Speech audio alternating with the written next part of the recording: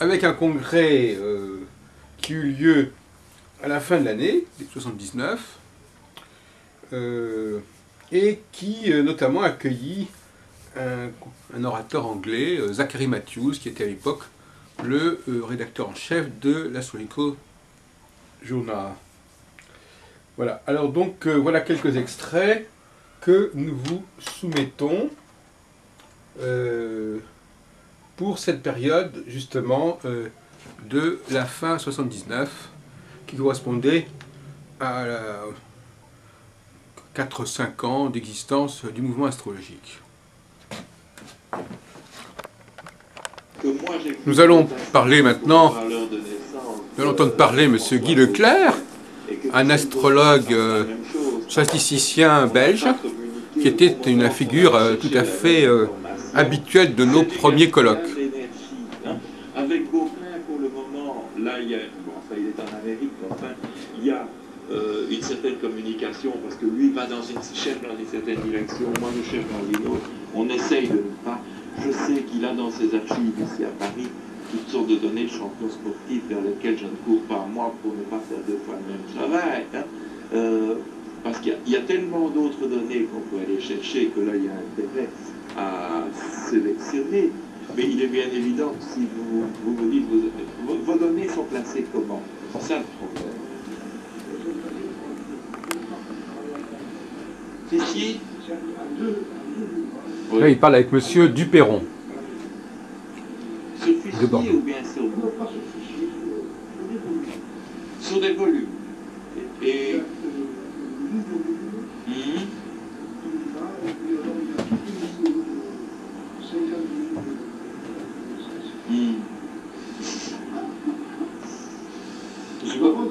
je vois que tu passes le seul fou à faire ce genre de choses.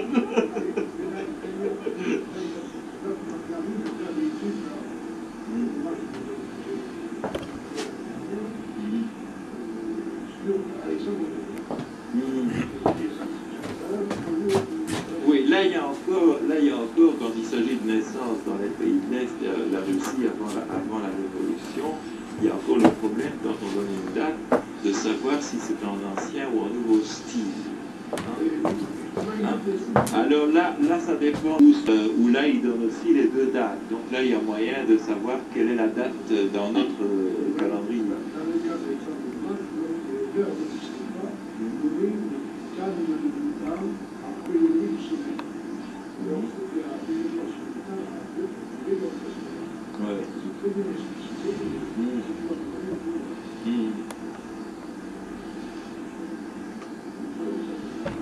Est-ce qu'il y a encore des personnes qui veulent poser des questions? Oui. Oui.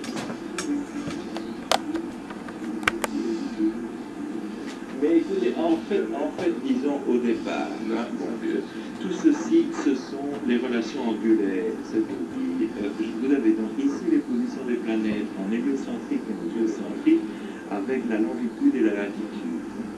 Alors ici, ce sont de nouveau les longitudes des planètes, mais exprimées, ici elles sont exprimées en degrés, minutes et signes, ici elles sont exprimées en degrés décimales.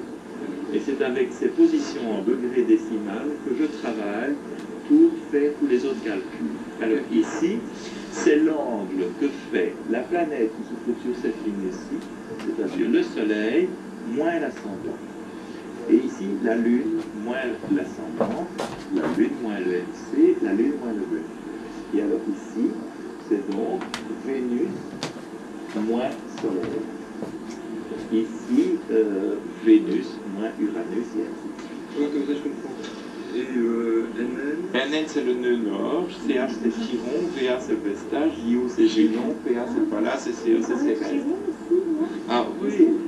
Ah, disons que je vais au calcul, aussi bien Cérès, Pallas, Génon et Vesta, donc les quatre principaux astéroïdes, et Chiron, disons, tous ceux dont j'ai la possibilité de calculer les positions planétaires avec de l'ordinateur. Ah, disons que il y a des éphémérides de Chiron qui ont été publiées au Canada.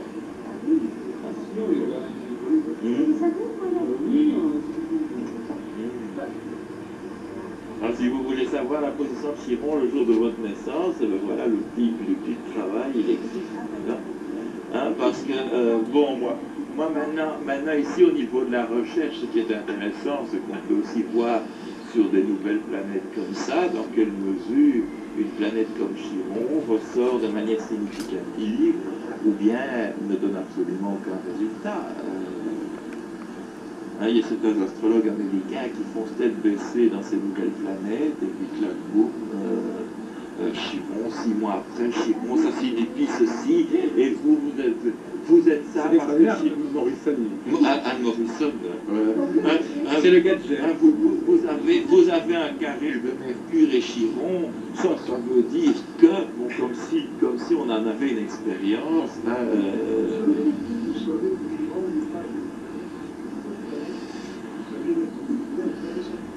quoi? Oui, enfin bon, que ce soit une planète ou un astéroïde, c'est un corps céleste qui a une latitude, une longitude, une position dans l'espace qu'on peut calculer. Difficilement et pourtant, il est comme... On écoute ici Catherine Aubier.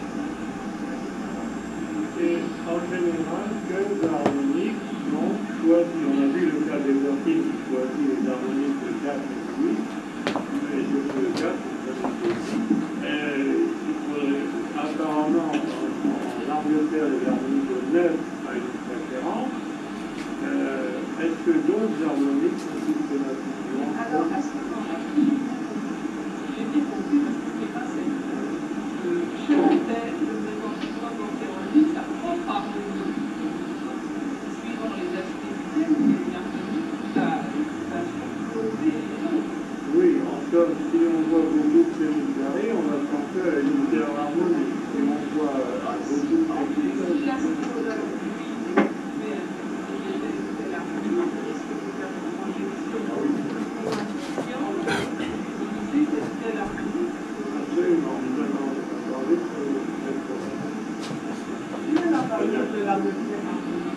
La valeur de la neuvième, c'est-à-dire comme vous divisez le double,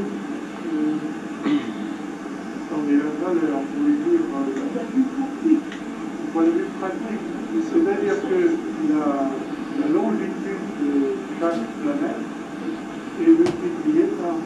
Si vous êtes par exemple le Soleil, à 20 degrés déviés, et dans la neuvième harmonie, le Soleil se trouvera à 9 fois 20, c'est-à-dire 80. 0,20. Et si on a des agrégations de 360, Alors, on fait soustraction de n fois 360. Alors, Monsieur Théoctistou, alors vous aviez quelque chose à dire, on ne vous a pas entendu. En anglais ou en français? C'est difficile de dire beaucoup de choses. Bon, comme vous connaissez bien, le problème de l'astrologie, c'est on n'a pas de théorie. Bon, je crois que nous sommes d'accord.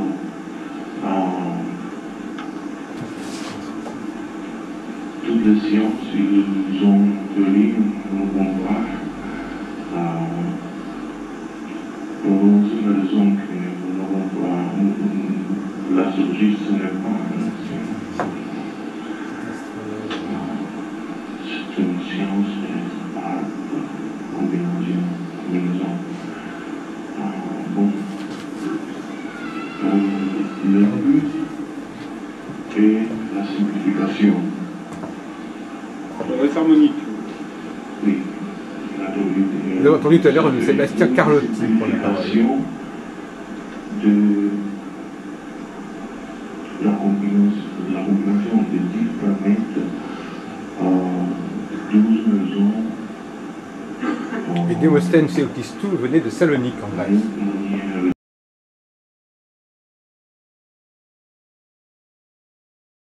Conjonction Mars-Jupiter, à la fin du signe des Gémeaux.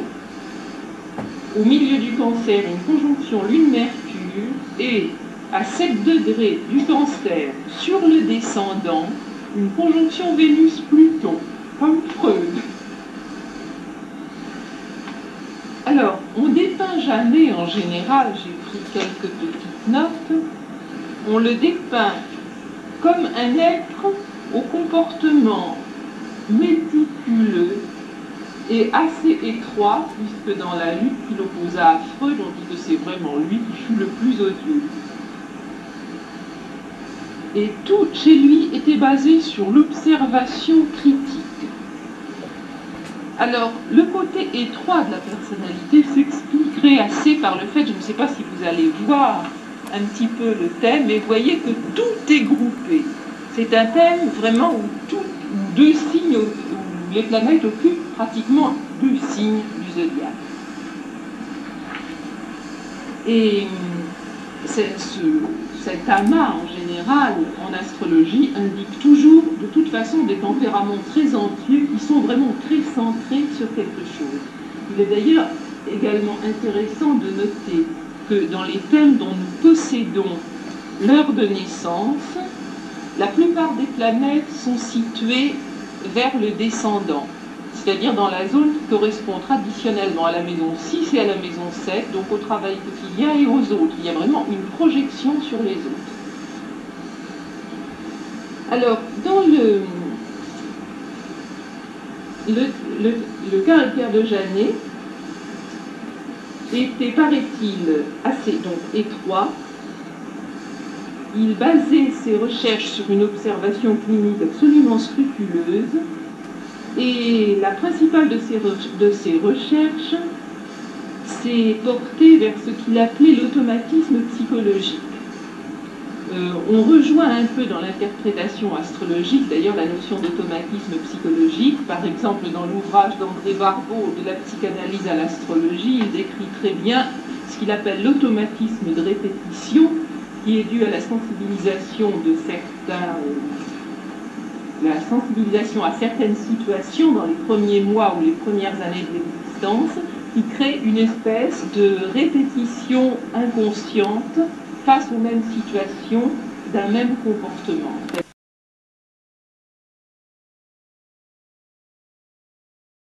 Alors nous reproduisons un extrait de la conférence de Zachary Matthews de Londres.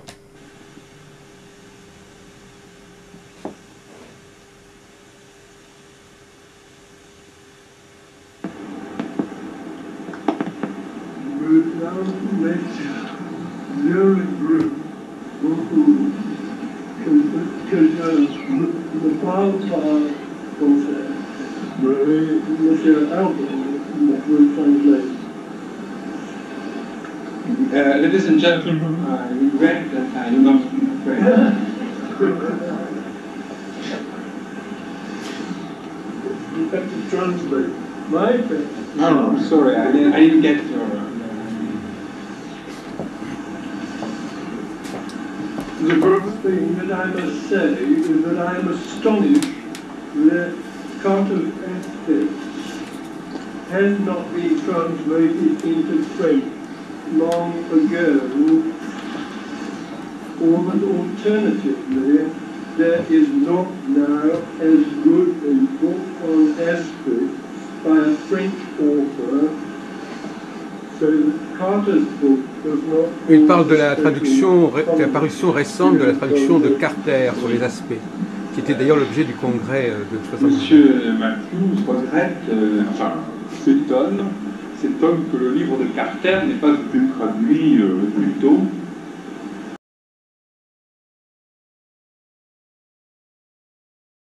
Alors, il faut bien se persuader que les nombres gouvernent toutes les politiques dans l'univers. Que les individus sont des nombres, que les planètes sont des nombres, que les signes du zodiaque sont des nombres, que les maisons sont des nombres, et surtout que les aspects sont des nombres. En somme, un aspect résulte la division du cercle par un nombre entier. La nature de l'aspect est en rapport avec la nature du nombre qui divise le cercle. Alors il faudrait donc le résultat tenir compte de tous les aspects qui résultent de la division de 360 degrés par un nombre entier, ce qu'on ne fait pas généralement. Je connais très peu d'astrologues qui tiennent compte, par exemple, du quintile, qui a été mis en valeur par Kepler. Le quintile résulte de la division du cercle par 5. Et la nature du quintile est en rapport avec la nature du nombre 5. C'est-à-dire que c'est un aspect dynamique et vitalisant. Maintenant, dans un aspect, il faut toujours tenir compte qu'il y a une planète aspectante, celle qui est derrière, dans l'ordre du zodiaque, et une planète aspectée, celle qui est devant. Et il ne faut pas interpréter un aspect comme un amalgame des deux planètes en cause. Il y a toujours une planète qui joue le rôle de cause et une qui joue le rôle d'effet. C'est pour ça, par exemple, qu'il faut différencier un carré Mars-Saturne d'un carré Saturne-Mars. La résultante est toute différente.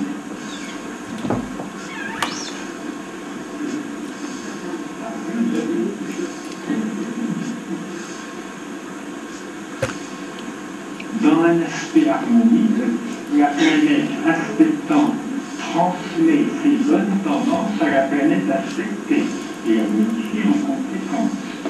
Et dans un mauvais aspect, la planète aspectante transmet ses défauts à la planète aspectée et la modifie en conséquence.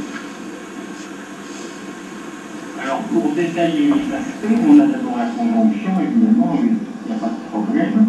Ensuite, on a l'opposition qui résulte de la division du cercle par 2 et qui fait que c'est essentiellement un aspect de dualité.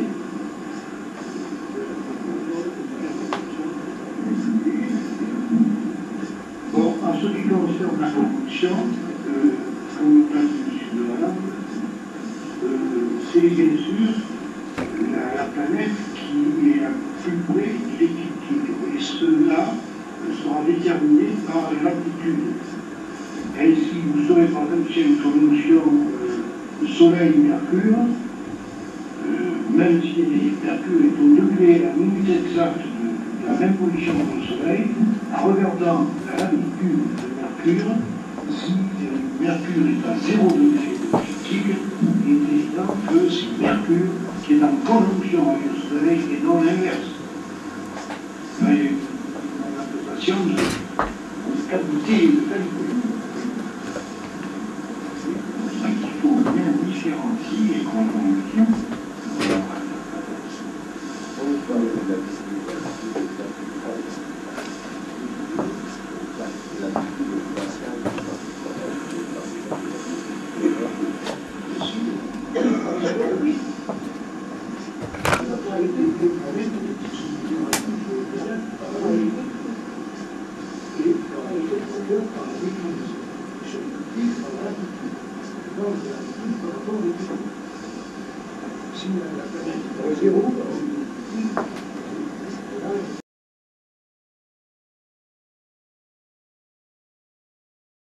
Qui est l'auteur, Alexis Tadeuc, d'un ouvrage qui s'appelle La Lune à Carré-nous, qui est en vente ici.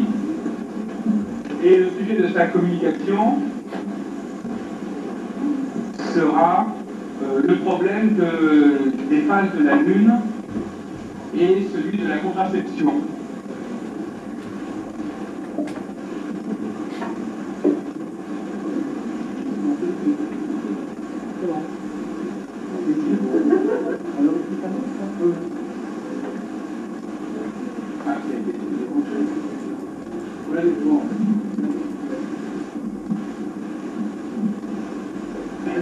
Bien.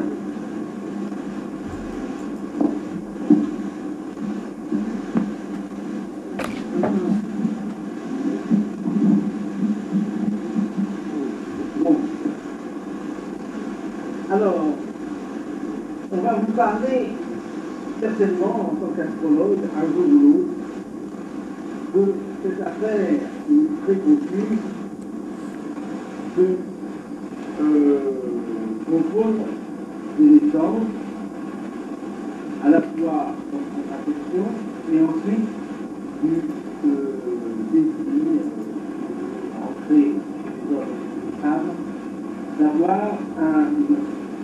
carton à volonté. Alors, ce problème était dans l'air depuis une dizaine d'années. Il y a eu des péripéties. En France, on ne connaît pas très bien. Les mieux connus ont été pays anglo-saxons et canadiens. Mais je veux simplement clarifier la chose et je ne vous propose pas de le suivre ou d'être convaincu.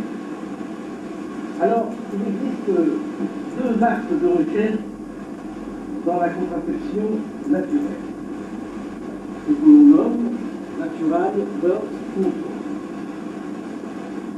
La première voie, qui est la plus récente, a été défrichée, il vous en parlera aussi en tant qu'anthropologue, un peu de l'autre, par Louise de Lacé, qui a publié ce livre, Universal.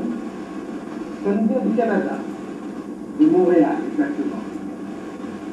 Son intérêt est surtout pour deux raisons. D'abord, c'est une femme, et non un homme, qui a inventé ça. Cette femme n'a rien à voir avec une formation ou une profession médicale. Elle est tout ordinaire, elle vous dit son expérience d'une manière sincère, naturelle, un peu écologique. C'est quelquefois émouvant, un peu comme une mariage personnel. Elle raconte un itinéraire personnel qui découle plutôt sur un esprit qu'une méthode. C'est un peu comme un yoga féminin. Cela concerne l'auto-observation de la femme par elle-même, et c'est toute la valeur de ce livre qui est irremplaçable, bien qu'un peu faible. L'alimentation réside donc dans cette expérience humaine qu'elle a faite. De quoi s'agit-il? C'est tout simple. Selon Louise Lacé, l'organisme, évidemment, est pédigré, c'est là pour le savoir, et la lumière est le plus grand déclencheur de l'humanité. De même que pour nous, astrologues, le soleil est le déclencheur de l'univers.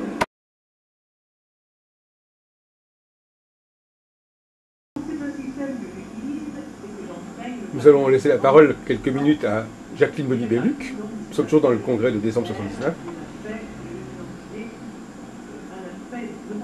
Assez rapide, parce que je ne vais pas rentrer dans les détails, c'est absolument impossible, on a pour je dois dire tout de suite pour une petite erreur qui s'est glissée dans un livre, je ne vais pas le nommer, Aquarius, je crois, où certains astrologues ont parlé de l'ère du Verseau.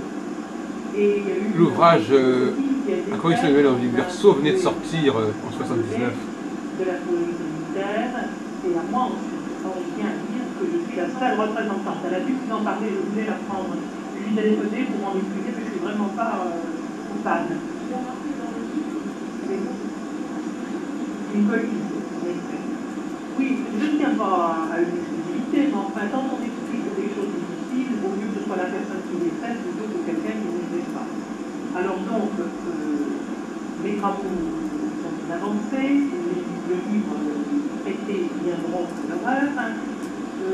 Parmi mes élèves de 3e et 4e année d'études, il y a certains et certains qui pourraient en parler, des élèves de 2e année qui seraient capables, disons, d'expliquer un peu et de dire combien ça leur a paru difficile au départ, et que maintenant ils arrivent quand même à passer là-dessus. Je vais m'attacher donc à simplifier à l'extrême, quitte à déplier ce que je vais présenter et d'une certaine richesse. Donc, dans mon exposé, je vais avoir besoin de toute votre bonne volonté. C'est-à-dire d'accepter pour un moment, de vous dépayser, de vous désinstaller, de vous dépouiller de votre manteau d'astrologue confirmé dans vos conceptions personnelles traditionnelles. Confiez-moi à votre manteau ou bien vous en trouverez à la sortie ou du prophète. Et ceci dit à nous. Quels sont les matériaux de base de l'astrologie militaire? Ce sont les noms.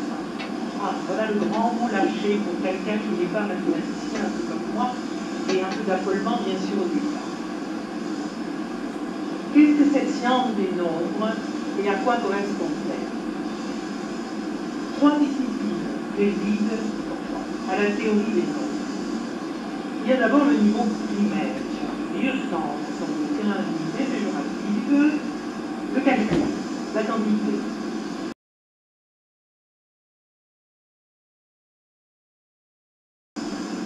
Alors nous allons écouter Alain Kieser, qui était donc qui est venu de Toulouse pour toujours ce congrès de 79. C'est l'Ouroboros dans ce que ça a d'involution. Et par là même, ils ont perdu tout ce qu'il y avait d'originel dans le rite de Déméter, qui, enfin on en connaît assez peu de choses. Mais dans les rites initiatiques de la Vénus ou de Déméter, on retrouve quelque chose qui est vécu quotidiennement dans l'homme du XXe siècle. Et ça, je trouve que c'est à ce niveau que je suis assez frappé de ces rencontres comme aujourd'hui, c'est de la rencontre d'une tradition et d'une science technique, que ce soit l'astrologie purement statistique, purement technique, que ce soit la réalité de la science physique, ou que ce soit la rencontre de l'autre côté de la chimie et de la tradition, purement, je dirais, celtique, par exemple, pour ne pas parler du taoïsme, du viking ou du tantrisme. Et il y a quelque chose d'absolument original à faire ressurgir. Pour ma part, je m'appuie sur des rêves, je le répète, et chaque jour, je rencontre des choses qui se visualisent dans le tarot. Il y a un rêve, je donne une lame du tarot, elle est immédiatement évocatrice de quelque chose, ça n'est pas neutre, c'est quelque chose qui touche chez la personne. Hier, j'étais frappé, je ne sais pas si la personne était là, non. Je disais qu'une personne en dépression, un jour, je lui fais tirer une lame du tarot, elle tombe sur la lame 13. Cette femme qui était là... Helena Monroe, peut-être. Cette femme était très alertée parce qu'elle me dit, lui faire tirer la lame 13, c'est l'enfoncer encore plus. Je lui dis, mais justement, enfonçons-la encore plus pour qu'elle puisse passer ce cap de la dépression. Parce que notre réalité quotidienne, comme vous l'avez dit, est évolutive, mais en fait régressive, et qu'on a tout pris à l'envers. C'est-à-dire que ce qui était évolution est en fait effectivement régression. Mais tout le problème, chez l'individu, chez ce que vous êtes même ici, c'est de pouvoir admettre cette vérité, mais au fond de vos tripes, émotivement, avec vos angoisses, avec vos problèmes quotidiens. Et ça, c'est autre chose que de parler. Parce que, pour ma part, disons, je parle d'une expérience quotidienne, mais je parle aussi d'une expérience que j'ai vécue aussi en moi. Et réellement, le coup du pendu, du renversement de la trouille qui vous prend à un certain moment de votre vie, c'est quelque chose qui existe aussi. Et vous avez bien parlé de ce Pluton qui, suivant les bons ou les mauvais aspects, est la chance absolument fantastique, ou au contraire quelque chose qui sape quand c'est une toute petite chose, c'est quelque chose qu'on rencontre aussi, c'est-à-dire un simple événement qui, dans une vie, va emmener l'individu vers la folie. Un Pluton très mal expecté. Par contre, j'ai un Pluton à un certain moment en conjonction avec une Vénus qui donne un rêve absolument extraordinaire de quelqu'un qui combat l'ombre. Un Pluton qui, dans une révolution solaire, était complètement isolé. Question, c'était entouré en rouge sur la révolution. Un transit. Et ça donne quoi? Ça donne des rêves d'ombre. Or, l'ombre, qu'est-ce que c'est? C'est précisément ce qui, dans l'individu, est complètement isolé, complètement archaïque, complètement chtonien, complètement, je dirais, au stade de végétatif. C'est-à-dire quelque chose que l'individu actuel ne peut absolument pas maîtriser. Et c'est quelque chose qu'on rencontre en tout cas dans le pendu. Ces deux étages verts qui sont de part et d'autre, bon, ce sont les deux colonnes du temple, les deux colonnes qui sont le resserrement, la perte de l'orgueil du moi.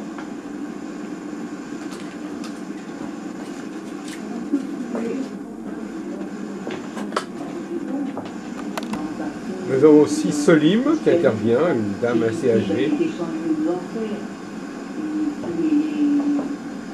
Pour remonter jusqu'à la lumière, il faut commencer par descendre jusqu'au plus profond de la vie. C'est là qu'on voit la lumière.